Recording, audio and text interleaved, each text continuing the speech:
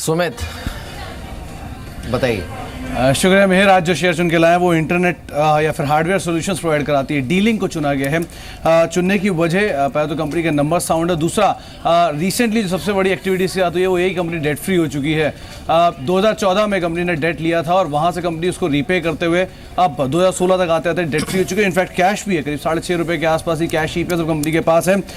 Operating मुनाफा करीब 17% बढ़ा है पिछले क्वार्टर के अंदर। वाई बेसिस पे नंबर्स आए थे और अगर नेट प्रॉफिट फ्रंट की बात करें तो वहाँ पर भी 20% का एक इजाफा आता हुआ दिखाई पड़ा। ऑपरेशनल फ्रंट पर सीक्वेंशियल बेसिस पे भी नंबर्स में इतना ज़्यादा गिरावट नहीं थी, मोर लेस फ्लैटिश नोट पे नंबर्स आते हुए दिखाई पड़े। हालांकि बेस थोड़ा हाई था, इस वजह से थोड़ा इंपैक्ट जरूर आता हुआ दिखाई पड़ा। दूसरा, क्योंकि कंपनी ने अपने इंटरेस्ट कॉस्ट को ऑलमोस्ट खत्म कर लिया तो कंपनी की नेट प्रॉफिट मार्जिन जो है वो इंप्रूव होते हुए दिखाई पड़े हैं ऑपरेटिंग प्रॉफिट मार्जिन के कंपैरिजन में, तो ये एक और अच्छी चीज़ हुई है। दूसरा, देखिए तो बहुत टाइम से शेयर इसी लेवल के आसपास, वैल्यू वाइज भी देखें तो जो एक, क्योंकि जिस रिपोर्ट को रेफर किया जा रहा है वो ICICI डायरेक्ट की रिपोर्ट है और रीसेंट रिपोर्ट है। इनफैक्ट इस क्वार्टर के नंबर्स का उन्होंने रिपोर्ट जनरेट की है और ₹200 के टारगेट से उसमें देख रहे हैं, यानी मौजूदा लेवल से एक अच्छा अपसाइड इस शेयर के अंदर खुलता हुआ देख रहे हैं। और उनका ये भी कहना है करीब करीब ₹11 की EPS FY17 में अनुमानित हो सकती है कंपनी के लिए और शेयर 9 से 10 के मल्टीपल पे कामकाज कर रहा है। तो एक वैल्यू वाइज भी देखें जहां पूरा सेक्टर करीब 18 से 19 के मल्टीपल पे कामकाज करता है, ये शेयर 8 से 9 के मल्टीपल पे कामकाज कर रहा है, तो एक अच्छी वैल्यू भी दिखाई पड़ रही है। इसलिए ICICI डायरेक्ट की जो रिपोर्ट रेफर की जा रही है और टारगेट जो दिया जा रहा है करीब ₹200 के आसपास का है। जी, तो आज अगर आप देखें स्टॉक है वो है डीलिंग करीब 129 के स्तर पे 12% ऊपर कारोबार करता हुआ। इस बीच शुक्रिया सुमित आपका इस पूरी बातचीत के लिए और आज का स्टॉक बताने के लिए। आज का सुपर शेयर डीलिंग कारोबार करता हुआ इस वक्त 129.55 के स्तर पर। आगे बढ़ते हैं, कुछ और सिर्फ स्टॉक को देखते हैं जहां पर अच्छा मूव पॉसिबल है या फिर आ सकता है। एक मैं ट्रेड ढूंढ रहा था बहुत देर से।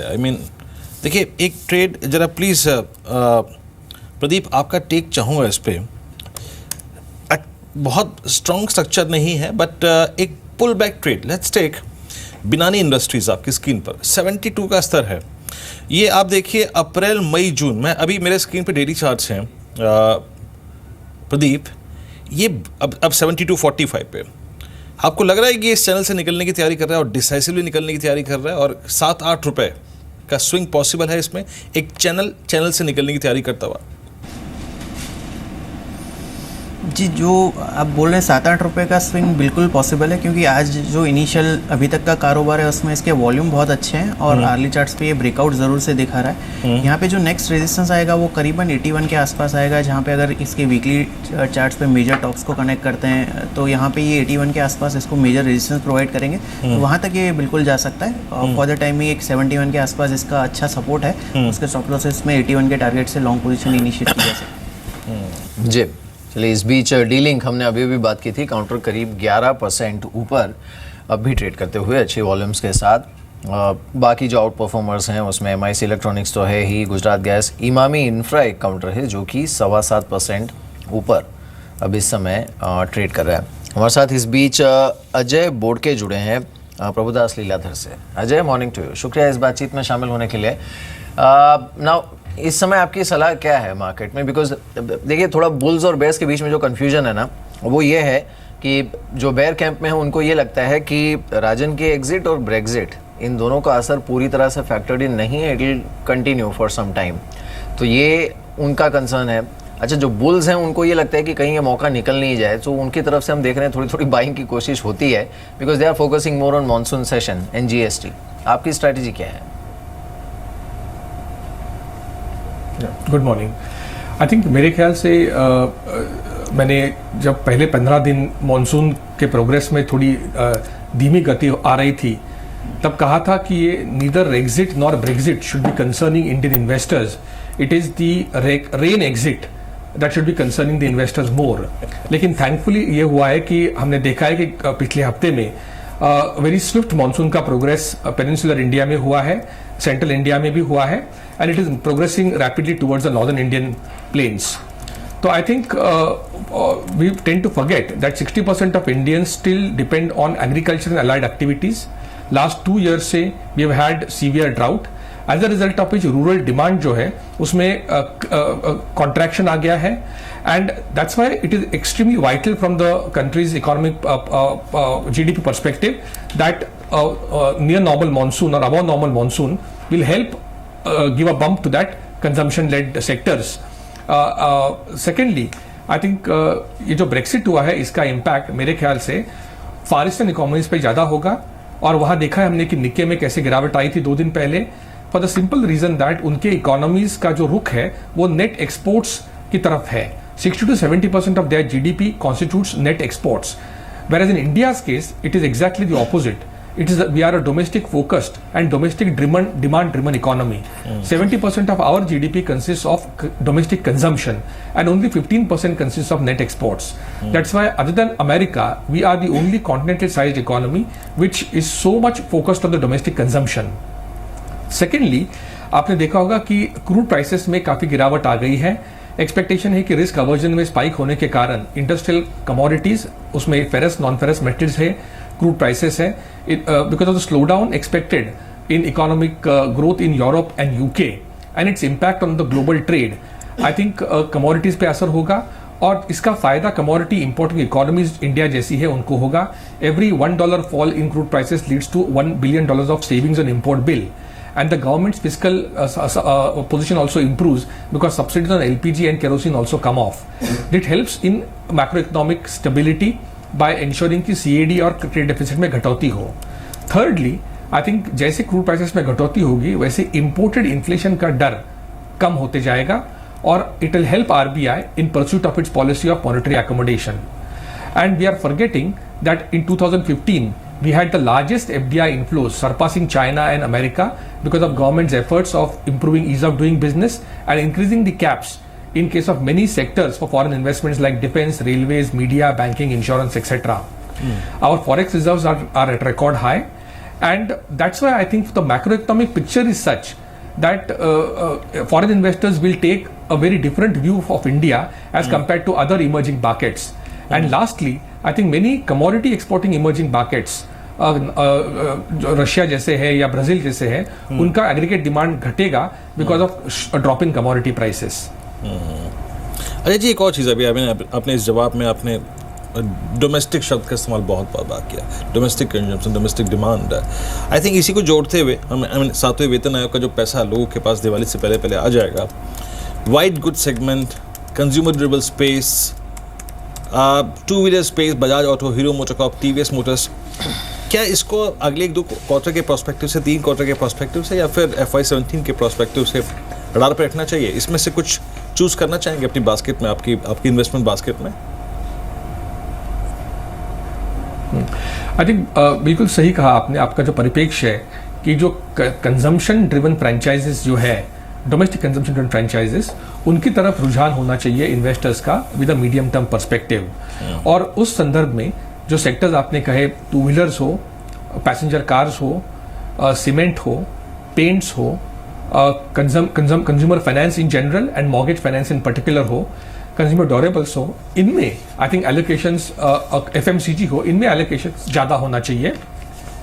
और उस संदर्भ में आई थिंक अगर आपने पैसेंजर कार फ्रेंचाइज देखा हो, सेक्टर देखा हो, तो उसमें Maruti I think in our opinion offers a very good entry point with a medium term perspective. हालांकि there are concerns about rising yen, but the company is trying to mitigate those concerns by moving progressively in terms of royalty in rupee terms. नए जो products आ रहे हैं उनकी royalty भी रूपी terms में निर्धारित कर रहे हैं वो. And the company also moving up the value chain by launching through Nexa higher end cars, जिसको अच्छा रिस्पॉन्स मिल रहा है. तो मेरे ख्याल से यही, जब there is sense of uncertainty on rising yen, one can get a good entry point for Maruti if you take a 2-year perspective. In case of 2-wheelers, again, I think Hero Motors offers a very good entry point. Bajaj में 50% of Bajaj revenues come from exports, and export markets पे we are not so positive. So I think that's why I think domestic franchises को देखना चाहिए हमको. Cement sector में JK Lakshmi in mid caps offers a very good entry point. The company ने अपने सारे plants commission कर लिए हैं Central India में. They are very strong in North India also. Company's cost measures are one of the best in the industry, and we are expecting very strong earnings growth in this year and next financial year for JK Lakshmi Cement. We have a target price of around 460 rupees if you take a medium term perspective there. In large cap cement space, ACC I think is one company which has taken a lot of cost cutting measures, and that offers a good entry point. बिल्कुल. Ajay, what about Tata Motors? जो concerns थी Brexit की और जिस तरह से इसमें उसके चलते हमने गिरावट भी देखी है, आपका व्यू क्या है टाटा मोटर्स पर? टाटा मोटर्स पे मेरा गिरावट के बाद ये व्यू है कि अगर आप उसका टोटल सेल्स देखेंगे तो only 20% comes in the UK, the rest 80% is spread, 20% in America, 20 in Europe, 20 in China and 20 in rest of the world. अभी हमने पाउंड में काफ़ी गिरावट देखी है now, and we all know that it will be a good 2.5 years, at least 2.5 years before the final separation happens between EU and UK, after which I think a possibility of any increase in tariff for exports out of UK into EU could possibly come into play. Till that time, on the negative side, obviously with the slowdown in UK and Europe, I think demand volume growth will have to be tempered down. However, because of the sharp plunge in pound, I think JLR will get a tremendous advantage vis-a-vis the other competition in the European market. तो 80% of sales पे उसको फायदा होगा because of fall in pounds, and only 35 to 40% of उनके imports जो है वो EU से आते हैं, जिसपे उनको ज्यादा पैसा देना पड़ेगा। तो आई थिंक ओवरऑल आर्किटेक्चर में अगर आप देखेंगे तो the Tata Motors will be a gainer based on the currency impact that one sees, and also the 2.5 year period will be used by the company to rework their architecture in terms of manufacturing facilities, in terms of their logistics facilities. So I think on declines, Tata Motors offers a very good entry point, and let's not forget that the domestic pie in terms of MCV, HCV is doing extremely well for the company. Ajay ji, एक और चीज़, I mean शायद थोड़ा सा उस space पे हमने अब तक बात नहीं करी, मैं थोड़ा इंफ्रास्ट्रक्चर पे बात करना चाहूँगा। अब तक हमने देखा है सरकार ने इंफ्रास्ट्रक्चर पे 20 से 2 साल में काफ़ी जोर दिया है, सरकार की तरफ से इंफ्रास्ट्रक्चर पे निवेश भी काफ़ी है, रोड कंस्ट्रक्शन हो गया, लेकिन प्राइवेट सेक्टर की तरफ से पैसा बहुत नहीं आया इस स्पेस में, इन्वेस्टमेंट उनकी तरफ से ना के बराबर है। लेकिन फिर भी अगर मैं थोड़ा सा रिस्क लेना चाहूँगा, और स्पेशली वो कंपनियाँ जो लो डेट है, जिन पर कर्जा बहुत कम है, जिन पर इंटरेस्ट बर्डन काफ़ी कम है, जो कि पार्टिसिपेट कर सकती हैं आगे चल के 2-3 साल, 4 साल, 5 साल, 10 साल में, लो डेट इंफ्रास्ट्रक्चर, इसमें कोई स्टॉक पकड़ना चाहेंगे आप?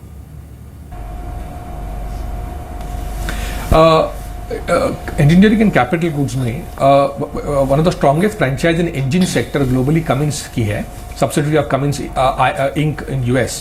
हमने देखा है कि company sort of last quarter के रिजल्ट्स के बाद आई थिंक उसमें थोड़ी गिरावट आई है कंपनी के प्राइस में, क्योंकि कंपनी का जो आउटलुक था डोमेस्टिक मार्केट के लिए अराउंड आई थिंक 10% ग्रोथ उन्होंने सॉर्ट ऑफ एस्टिमेट किया है इस साल के लिए, लेकिन एक्सपोर्ट मार्केट्स में थोड़ा सा उन्होंने वीक आउटलुक दिया है। However the company is a global leader in terms of the engine technology, India is a large and growing market for them, and they are committed to Indian market. तो I think अगर इस weakness में आपको Cummins India can offer a very good entry point, provided one is patient and willing to take a 1.5 to 2 year perspective.